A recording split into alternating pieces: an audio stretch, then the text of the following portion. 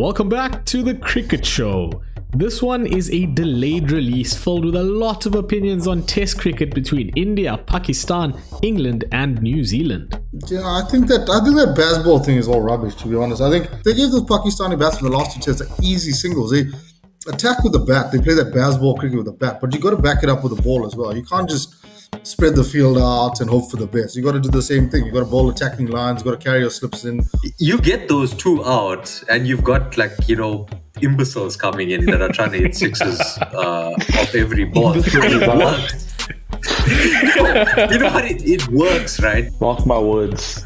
Rohit Sharma is going to kill Jaiswal's career. Because Sharma goes so hard, Jaiswal retreats, goes back in his shell, batting a strike rate of 40. And that's not his natural game. In Test cricket, we know he should be at around 60, 70. He's that good of a player and he can score that well. But he's just playing a completely different role than one that he's used to.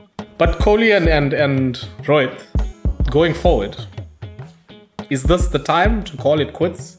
Is it the day? Let us know in the comments how you feel about your team's chances in the World Test Championship. But as always, we also have some games. We kick things off with FIFER and then move on to Who's That Player. Now, with all of that said, let's get straight back into the action, starting off with a recent roundup.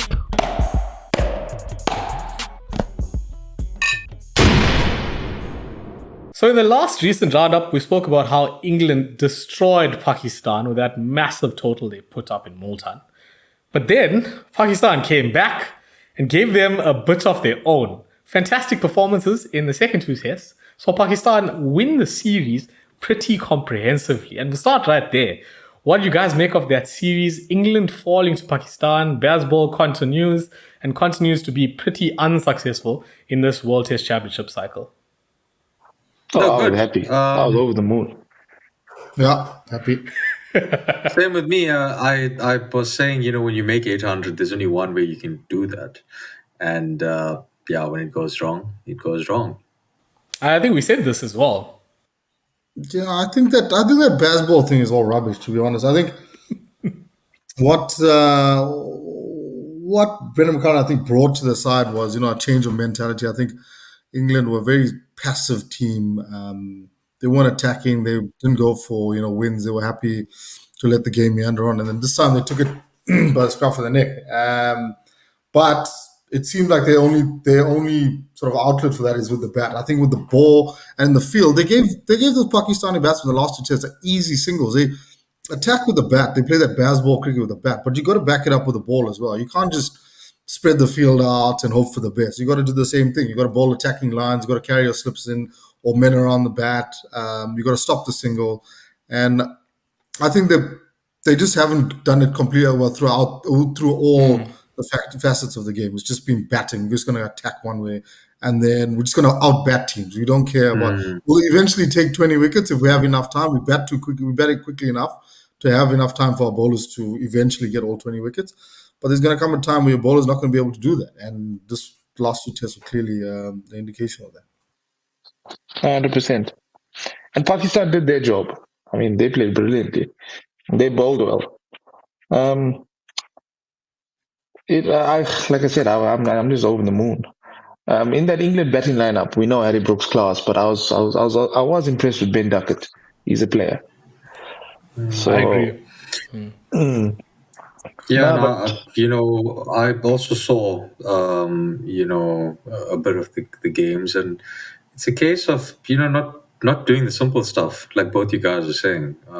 If you kept the simple stuff simple and not try to overcomplicate it and bat the opposition out the game, you could have probably won here. Yeah. I mean, Pakistan didn't have to work hard to get the England wickets. You know what I'm saying? Most of the wickets, exactly. Gave away. Yeah. So Stuck to the basics, right? A lot of their bowlers in both tests that they won. I mean, I think there was a 5-wicket haul in almost every innings. One bowler sunk their teeth into the batting lineup. England tried to go after them time and time again to relieve some pressure, and they just kept losing wickets. That was just the theme. It was all Sajid Khan. All Sajid Khan, just scaring people into submission. Quite a character. No. So they were saying that Sajid Khan scares you so much that people just get out to no man in the next over because they don't want to face him again. They worked very well in tandem. And Saad Shakil, of course, with some runs there in that last test. But the big thing for me, touching back on that Bazball issue, it seems that if Joe Root doesn't perform, Bazball doesn't work. Because it's almost like everyone is given this license to just go batshit crazy.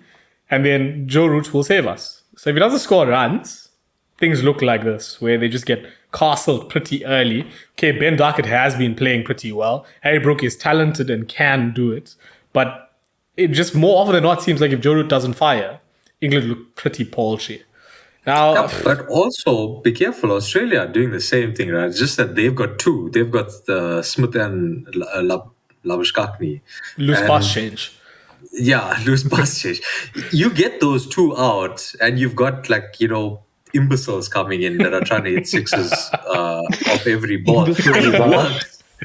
Yeah, that's You know what? It works, right? You go into a game, you're 70 odd for 7, and then you score 200 and you win the game. Wow, amazing. That works. But it's not going to work every day. How much of a factor was dropping Baba Azam? Wait. Before you go there, how much of a factor was Joe Root shaking Baba Azam's hand? That also. I was saying the curse is passed on.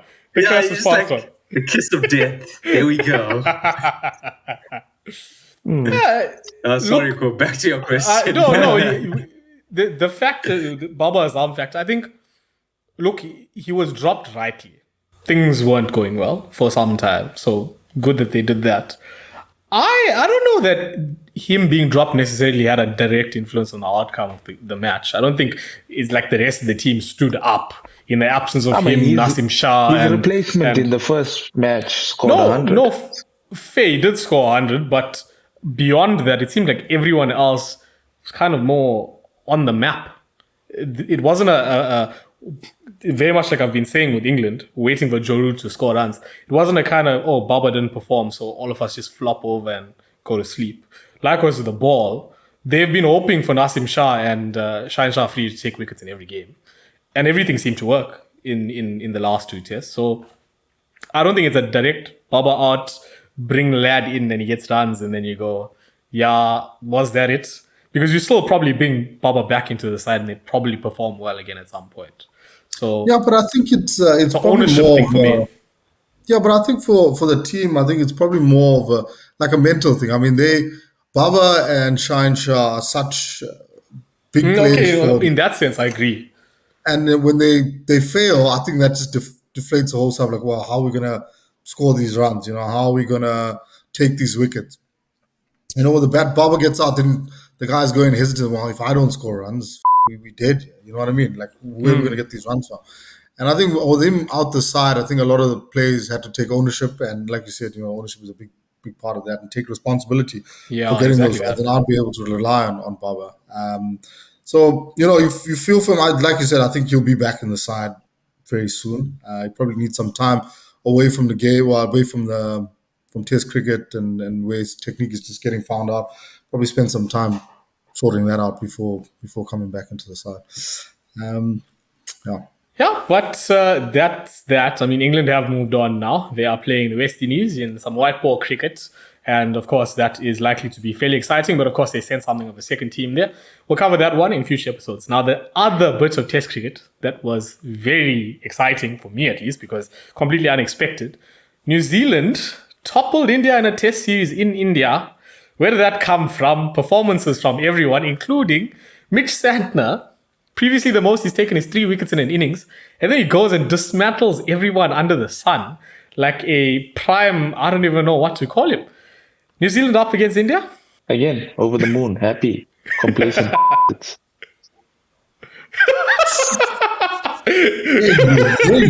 Kuv is baying for blood here. Indian fans, you're watching this. Kuv is it fair to say Kuv is a hater? Please mention him in the I'm not a comments. hater. Yeah, please mention him in the comments No, directly. I don't think he is being a hater. Look, we're all happy for New Zealand because they won away twice. And the truth of the matter is they absolutely demolished a pathetic-looking Indian side. And It's a Kubi's fact. right. India thought Complacency. that they could. Yeah, complacency. They also remember before complacency, they also thought that they could try these weird things and let's go and attack the game. And yeah, okay, they deservedly so. They have a good batting lineup, but they just took it too easy on New Zealand. And New Zealand did to India what everyone thought India will do to New Zealand, and they did it in India, which makes it even better. Spinners came, as you're saying, mid-sander and Glenn them, Phillips even. yeah, spinner. What on earth? Yeah. All-rounder debates again, Combs? Yeah, always. No, even Mitch Santner technically is also in the side because he's wait. right? Mitch Santner is a completely different type of all-rounder. If you look at his social media profiles, he says, full-time golfer, part-time cricketer. So, as all-round as it gets, Vivi, I'm sure you can agree with that sentiment. No. But he's a full-time cricketer, part-time golfer. Yeah, part-time golfer. But yeah, India were bad. I mean, the dismissals you saw were insane. They were insane. I couldn't believe what I was watching. I mean, India are not that great against spin. And I don't know if you're going to be offended watching this, but the reality of the situation is they were very good against spin. If you look at the past, players like Tendulkar, Dravid, Sehwag, you can even go VVS Lakshman and Mohammad Kaif and anyone. They played spin really well. But now, Kohli, Rohit, probably the two best, on pedigree, best batsmen in the team, look lost against spin repeatedly. It's not once off. It's been happening. I mean, we'll see more in the third test, but you need to talk about red ball spin, right? Because white ball spin, different things can happen. It's a short No, I agree. game. So yeah, red ball spin requires patience, and I think that's what they lack. Is this a symptom of the IPL? But on that batting note, mark my words, Rohit Sharma is going to kill Jaiswal's career. Because Sharma goes so hard, Jaiswal retreats, goes back in his shell, batting a strike rate of 40. And that's not his natural game. In Test cricket, we know he should be at around 60, 70. He's that good of a player and he can score that well. But he's just playing a completely different role than one that he's used to. And I think Rohit Sharma is putting pressure on him at the top there. We've seen him score most of his runs in recent times at very high strike rates. Like even in that last match when he made a bit of a score before he injured his back and he stopped playing the sweep shot, was very good, making runs very quickly. And the moment he got strangled and started scoring slower, Jaiswal that is, got out in pretty much no time, a simple nick off to a slip, standing roughly second slip to the spinner again. But Kohli and Rohit, going forward, is this the time to call it quits? Is it the day when India say, we have enough talent around us to dump these two? I know a lot of Indian fans, at least on social media, have been going about it. The saddest thing is that I've said this before on this, that India and Indian fans now, it's almost like people support players more than the country itself. It's quite sad because it becomes very toxic. But there's this debate now, the Rohit Sharma fan club and what they call the Kohli sons. Who goes first? I think Rohit. Yeah, from a fitness perspective, no. Just because you go to the gym these days, just don't throw stones at all. Just because Rohit likes laddus and Vanderpav does not mean... That was my biggest criticism of him in the World Cup, before the World Cup. And yeah, I just think Kohli looks like he's the Ronaldo of cricket, right? In terms of batting. He's the Ronaldo. He's fit as hell. He's fit as yeah.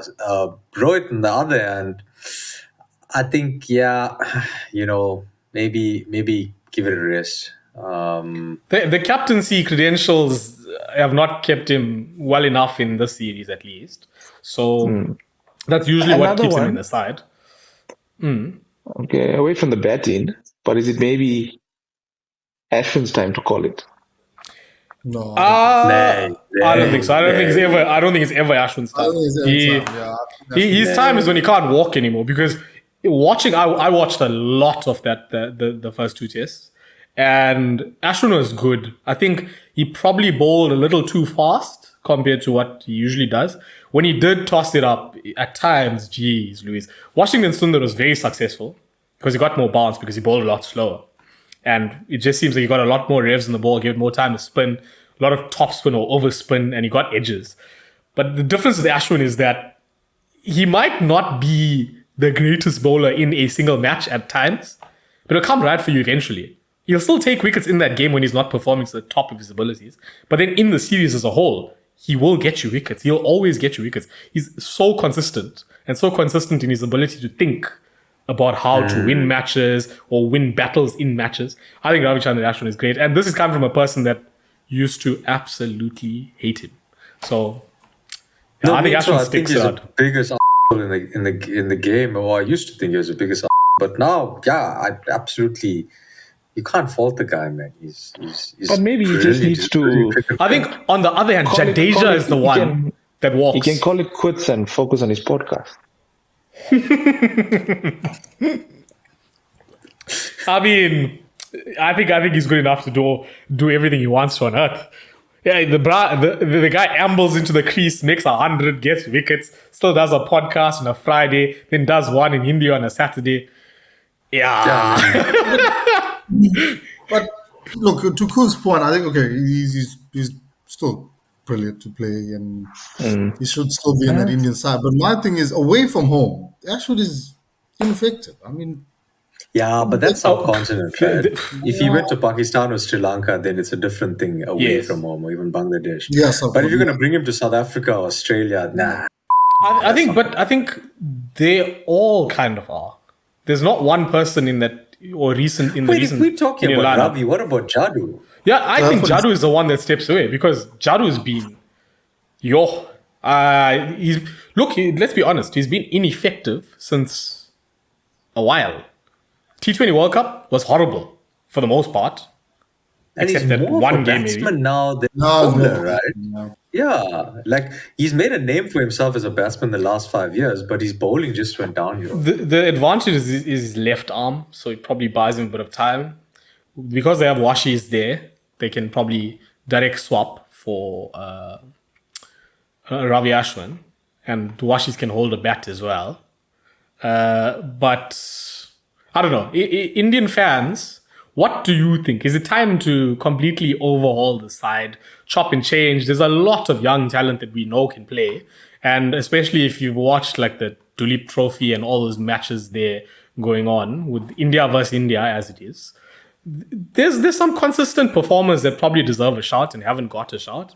I see Rajat Patidar just smashed it in the Ranji Trophy. So Yeah, but I think what's happening is like we've spoken about the depth that India have, but that depth only applies to white ball cricket, and it seems like they like to Boy Mom's point, it's more about names rather than the team. So I don't think they're selecting necessarily their best test team. It's just a matter of personalities at this point. Because I even though guess Rishabh Pant is doing well, I don't think he's the best test keeper. Obviously, he's performing brilliantly, but What's up with Indian cricket and Rishabh Pant? And I saw an article about he may be the highest paid when he goes into the auction now. We may see a record. looks like he's signing. going to Chennai Super Kings. He's good, right? He's good, but yeah. Anyway, Suresh Raina alluded to the fact that he might be going to CSK. So, Divesh, you can whistle Podu for Rishabh while you secretly love Sanju. That's great. That's sad, That's sad. But it is what it is. But that's the funny thing about Indian cricket. I mean, when they have a loss like this, it's like panic stations. They're still a good side. I mean, Yeah, I know, they're 100%. They probably just got the balance wrong. I mean, But hold the phone, I think right? what makes it significant is that it's a serious loss. Generally, Yes. there'll be a one test match hiccup, which has 2 innings. Now it's basically 2 test matches, 4 innings. And No, is that a pattern? I don't know. So if you want to go with that Indian side, I think that white ball team is pretty much set. I think Rohit Yes, is still fine in 100%. that white ball team. I think that test team is where they can start experimenting, where you can sort of start getting rid of like Sharma and stuff like that, and start blooding new players in there. Maybe give Sanju a chance in the side. You know what I mean? Look, I'm gonna stop shouting Sanju's name just because he hasn't done himself any favors in recent times. He's played. Yeah, no. Well, yeah, he played. has. He's played. No, he played. Are we Did gonna he make like 100 Yeah, he or was something the 100. other day? Bang on. in Yeah. one innings out of like 10? Hey, that's all we need. Just to That's So playing a very song much like the Kohli sons and the Sharma G's. No. We No, have listen, Sanju's, we have Sam Sons in this podcast. the thing with Sanju is when he comes off, he wins you the game. Kohli comes on, might no, not fair. necessarily win.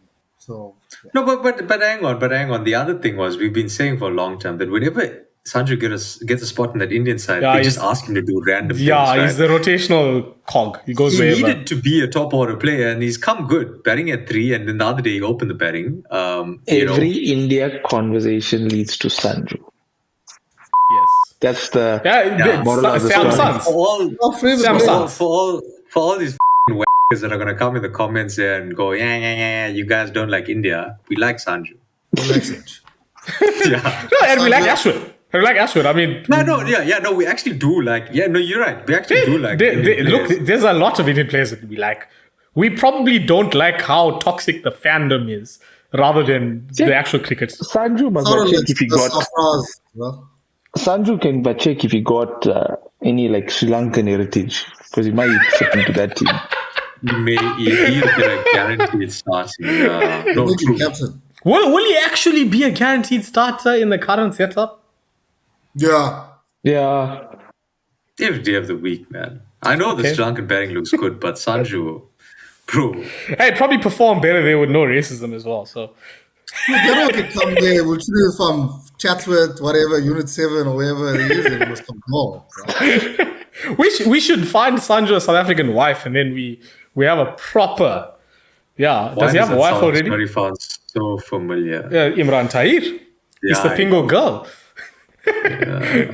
bingo. Yeah, but it's quite a it'll always be quite a long, tough debate talking about Indian Test cricket with how big they are in world cricket. I mean, we've even seen it recently with CSA talking about you can't afford to not play India in world cricket at the moment because the money is just there. But with that comes a lot of politics, infighting, and selection difficulty because people like Rohit and Kohli and others, like Dhoni in the past, will always have an influence beyond how they're actually playing. So unfortunately, with a lot of that... Here's my thing, right? Here's my thing. Playing India is going to sell you tickets. Having Rohit Sharma in your team is going to sell you tickets, going to create this massive hype. You can take these players you love, Rohit Sharma one side, Kohli the other side. You see where I'm going with this? Ashwin one side, Jadu the other side. You can make 2 banging teams and send them to 2 different parts of the world. Come on, BCCI. One on the trophy tour and one to actually play cricket. But you don't get paid for that. So when you play away from home, you don't get any of the revenue from the. They depending on who the chief broadcaster is and whether England recently paid. You get TV rights. I don't know how that Yeah. works, but in terms of the actual ticket sales and all that sort of stuff, you get zero. But you know Zero. what I'm okay. So play one play in Delhi, one play in Chennai as an example, and you'll get. But the point I'm trying to make is, play 2 countries at the same time. Yeah, They have the players to do it. But okay, we could talk about this all day, so we're going to leave it there. India and New Zealand, of course, the next test will be on pretty soon. By the time this is out, you'll probably have seen quite a bit of that. Hopefully, things get better for some of them, but at the same time, hopefully it doesn't because it busts open the World Test Championship, and for the greater cricket good, probably best that New Zealand wins. Now, if you are an Indian fan, tell us everything you want to tell us, including chirp up Kov because he always has something mean to say, and chirp up the Sanju Sam Sons because they always seem to think that Sam Sun is better than Pants On or Pants Off. So that's that. And now we're going to move on to our favorite cricket quiz game. FIFER leaderboard is back on the screen. Very tight now. Let's see how we go with this round. Let's see how we go. So today, on deciding the order for our FIFER with the non-FIFER question, as we call it, do something a little bit different. I'm going to ask you a non-FIFER question, and then the winner will get to pick which of the questions they want first. The second guy will pick second, and obviously the last guy is going to be dealt a hand that he just has to deal with. Now the questions are all going to be of similar difficulty for a change, so we'll see how we go with that. Now your non-FIFER question for the day. So lots of Test cricket been going on. Joe Root has the most runs as an opposition batsman in Asia in the 21st century. How many has he scored? So because Kums went from 0 to 0, he's last, Divi second, Kuv first. Kuv, you're going to give us an answer first. 7,865. Divi next. I think 4,350. Okay, 4350 from Divi. And Kums then? 4,351. Kums goes 4351. So your correct answer is 2,500. No! Yes, boys. Joe Root has played a total of 54 innings, averaged 48 and a bit, has 2,500 runs. You guys are really rating his performances in Asia. He just hasn't played that much in Asia as an opposition player. So then, how is it going to work today? I'm going to give you the 3 questions roughly, and you can pick which one you want, right? So the first one is something to do with a bowler from England in Pakistan. The second one is a South African batsman in Bangladesh. And the third one is a New Zealand batsman in India. So you're going to pick which poison you're about to take. I want to go South African in Bangladesh. Okay, so let me ask you that question then. Can you name the top 5 batsmen with the most runs against Bangladesh in Bangladesh in the 21st century for South Africa? I know. Okay, I want to start with. I know they had a big partner, so I'm going to go Graham Smith. Ding ding. Number 1, Graham Smith. I'm going to go Neil McKenzie because they had a big one. Ding ding. Neil McKenzie, number 3. Then I'm going to go with. I think Hash scored some runs as well. Hashim Amla is not it. Number 8. Number 8, okay. In Bangladesh. Jacques Kallis? Jacques Kallis is not it. Number 15 or so. Okay. Oh, wow. Some runs. Who's going to get some runs? Let's go with A.B. de Villiers.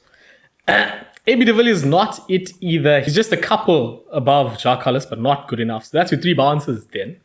2 for you. We'll go to the first steal, which will be Kums today. Dumini. JP Dumini is not it either, closer to the very bottom of this list. Oh, wow. Kuv then? I'm going to go someone from the most recent series. Let's try Dezozi. Ding ding. Tony Dezozi, number 4. No way. Absolutely. So Tony Dezozi, number 4. It's with like the 200, right? Yeah. Okay, so let me give you the full list then. Number 5, Butta Dipana with 178 runs. Number 4, Tony Dezozi with 248. Number 3, Neil McKenzie with 264. Yes, 264 on the back of that 226 in one innings. He made just a couple in the others. Jacques Rudolph, number 2, 293 runs. And Buff in number 1, 335 runs. We haven't played a lot of cricket in Bangladesh. So for Kums then, you're deciding between New Zealand batsmen in India or English bowlers in Pakistan. I'm going to go for New Zealand batsman in India. New Zealand batsman in India it is. So your question then is, can you name the top 5 New Zealand batsmen with the highest averages in Test cricket against India in India since 2010? Kane Williamson. Kane Williamson is not it. He is number 9 or so. When like your banker goes out, then you lost all your bearings. Like, you know what I mean? Oh my gosh. Okay. Daryl Mitchell. Daryl Mitchell is not it either. That's 2 bounces then. Since 2010. I'm going to count you down. Tom Latham. Tom Latham, not it either.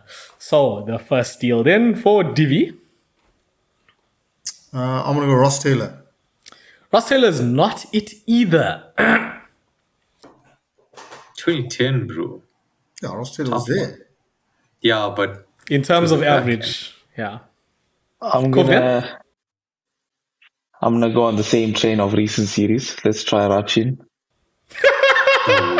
Number 4, No ding way. ding, Rachin Ravindra with an average of 50. right off. So I'm going to give you the full list then. Number 5, Jimmy Neesham, averaging 35.5. Number 4, That clown. Rachin Ravindra, averaging 50. Number 3, Devon Conway, averaging 50.25. Number 2, Brendan McCullum, averaging 50.77. And number 1, I thought you guys would go for Bears. Number 1, Jesse Ryder. Remember him. 54.8. A little fatty. Yes, I mean, the same guy. It wasn't that bad. If you got Bears, you got Rachin, you got Devon Conway. Yeah, it wasn't that bad. Yeah, I think when I said Kane and I got thrown off, I was like, what the So the thing that swung you, Oz, is Ross Taylor and Kane Williamson have played the most innings in New Zealand. I mean, in India. So naturally, they have the lowest averages from the players that have batted for quite some time. Ross Taylor's average 21.15. Kane Williamson's average 33.78. They both have over 400 runs, though. I guess that's why Jimmy Neesham's probably got a lot of not outs at the bottom there. Jimmy 67. Neesham has only batted 2 innings. Well, yeah. Yeah. There we go. There you go. There we go. That makes sense. So the last question then for Kuf, this is the hand you've been dealt by your colleagues here. Can you name the top 5 bowlers with the most test wickets for England against Pakistan in the 21st century? Gotta go with the 2 big boys at the top, Anderson and Broad. Both wrong. 2 bounces.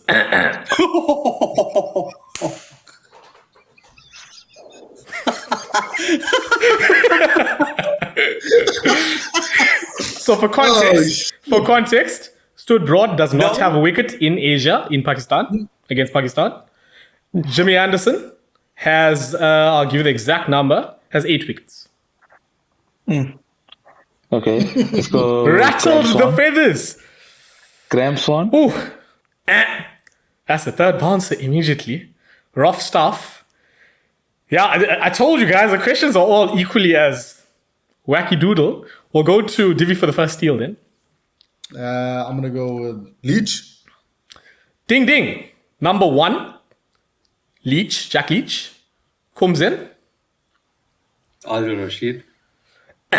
Not Adil Rashid. So a rough one, but you guys are going to know all of these. Let me start. They Monty only Panasa. started playing again recently, so it has to Yeah, be. like 2 years ago or something. Let me Yeah, start that's the with problem. number 5. So no one's played more than 6 matches in total, right? Number 2 5 series, basically. then, Matthew Hoggard with 11. Number 4, Oh, Rayan Ahmed with 11 as well. Number 3, Steve Harmison with 12. Number 2, Freddie Flintoff with 13. And number 1, Jack Leach with 31. I was gonna Not the guess easiest Flintoff. question, but yeah. that names- was crazy because I was on Divesh's thought. I was thinking, no, you know what? They only played 2 series in the last 2 years. But then you pulled out names that played pre-2010. 2005, 2000 and somewhere in between, they played a little Except bit. for here. Rian Ahmed. Yeah. So today was a very interesting day for FIFER. I let you pick your own poison. It seems like everyone died. Very hard times. No one really smashed it. A couple steals, but going each way. So not much. Here is the log, as you can see on the screen. Not much has changed. I expected one person to maybe come out trumps, but nothing happened. And this will continue in the episodes coming in future. Now we'll go back to the scoreboard, which you can see on screen now, and head back to who's that player. If you don't know the rules, that's a good thing because they have changed slightly for this episode. We've evolved it from the previous one, and here they are. Who's That Player is a simple game. I give you a bunch of clues and you try to guess who's that player. After the first clue, a correct guess is worth 3 points. After the second, it's worth just 2. And after the third, it's worth only 1. Players can answer at any time, but if you give us a wrong guess, you can't answer again. For example, after the first clue, if you pop a wrong answer in, you will not be allowed to respond even after the second and third clue. If nobody gets it after the 3 clues, I go ahead and give you one more very obvious clue. But of course, that is not for points. It's just so that we find out who's that player. So for your first player then, who am I? With 8,064 ODI runs and 395 ODI wickets, I will forever be remembered as one of cricket's most exciting all-rounders. And as someone once said, to describe me as an all-rounder is to say Albert Einstein was a scientist. It tells a criminally bare story. Who am I? No takers? I'm going to move on to the second statement. Number 2, I played T20 cricket from 2004 until 2022 and have 4,399 runs. Who are you going to go with? Shane Watson. Not it. And we'll keep going with the rest of the statement. So I'm going to go with the statement again. I played T20 cricket from 2004 to 2022 and have 4,399 runs with 347 wickets from the 329 matches that I played for a number of teams, including Deccan Chargers, Galle Gladiators, Melbourne Renegades, and Multan Sultans. Any takers? Kuven. Go, Kuv. Shahid Afridi. Ding ding, Shahid Afridi is your man. The third statement then would have been, I am most famous for my explosive batting and leg spin bowling, and am still the youngest ever player to score an ODI 100 at 16 years and 217 days old. Shahid Afridi, boom boom, the OG. Yeah. The 2022 threw me off. Does he really have more than 8,000 runs? That was the one thing I was like, Yeah, that was ODI. one. It's wild. He has 8,000 ODI runs. Yeah. Okay. Yeah. Crazy. So, on to the next then. Kuv, of course, with 2 points from that one. So, number 2. I was born in Uttar Pradesh and rose to prominence with a string of under-19 double hundreds before making my India debut. I was largely known for my white ball exploits, but also became only the 12th batsman to score a Test 100 on debut for my country. Who am I? Divesh. Yep. Mohammad Azharuddin. Not it. They bombed out in the first round. And we'll keep going then. The second statement. As a left-handed batsman and right arm off spinner, I have 5,615 ODI runs and 36 ODI wickets. No takers? We'll move on to the third statement then. For 1 point, I am most famous for my IPL exploits, and as one of the competition's greats, I played 205 matches and have 5,528 runs. Who am I? Yeah, me. Kums then. Yeah, Suresh Raina. Ding ding. That is your answer. 1 point to Kums. Yeah. He got ahead, just ahead of you there, Kums. But yeah, so 2-1 so far. On to the third question. Let us go. Number 3 then.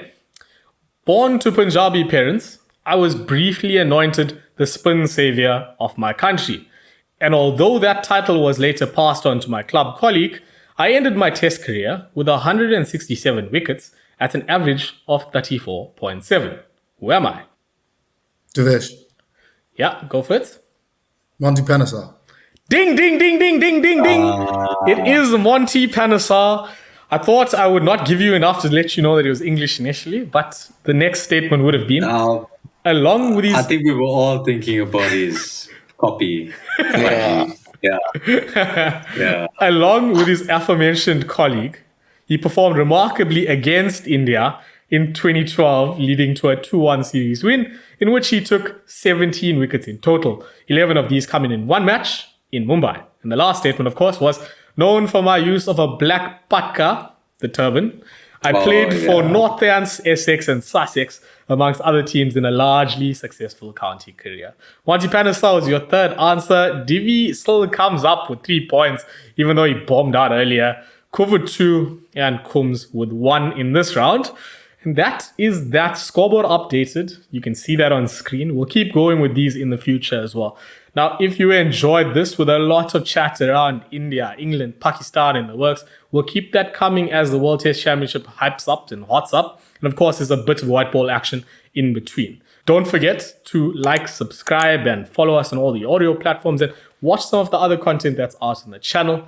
But until the next one, please take care. Don't forget to pour a shot, and cheers.